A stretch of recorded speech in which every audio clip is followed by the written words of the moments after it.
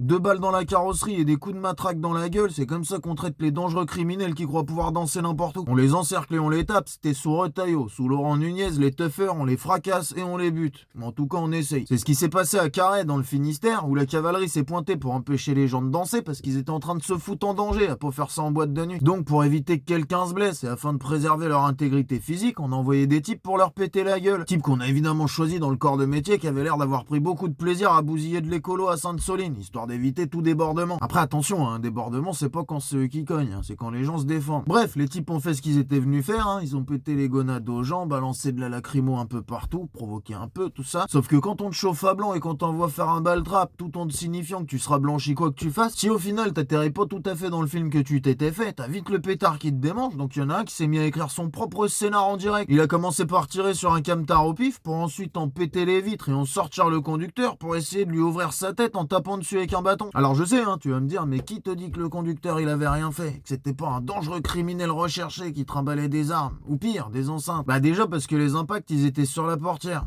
Du coup pour nous expliquer qu'il te fonçait dessus et que t'as tiré pour sauver ta vie, il va falloir que tu nous montres comment tu fais pour lifter les balles. D'autre part, après lui avoir pété allègrement la gueule, ils l'ont embarqué quand même. Et ensuite ils l'ont relâché sans la moindre poursuite. Et crois-moi bien que dans ce genre de situation, si t'es chargeable, tu sors chargé. Ne serait-ce qu'un pneu lisse, ils auraient brandi ça comme un étendard. Et pour finir, la préfecture elle a commencé par pas dire un mot sur un éventuel usage d'armes à feu lors de l'intervention, ce qui veut dire qu'il y a de bonnes chances qu'il l'ait pas su tout de suite. Et donc que machin, avec l'habituelle complicité des collègues, il a sûrement menti. Par omission cette fois, puisqu'ils ont rien trouvé de vaguement crédible à raconter pour justifier le geste. Sachant qu'habituellement, j'étais stressé, ça suffit à tout le monde là-dedans. Donc tu peux être à peu près sûr que c'est juste machin qui s'est trompé de fil. Bon par contre, on va pas jouer la surprise, Tu peux difficilement attendre autre chose des lardus quand c'est aussi clairement ce qu'il leur est demandé. Ce serait même un peu osé d'espérer un comportement différent de leur part, au vu de tout ce qu'on accepte d'eux et de l'impunité quasi absolue dans laquelle on les laisse mariner. Dis-toi que t'as des types, ça les perturbe même plus de les voir tirer sur des gens qui dansent, foutre des gamins à genoux devant un mur ou se branler ostensiblement en mutilant des écolos. Un jour, ils vont tirer directement sur les gamins dans la cour de l'école, tu sais.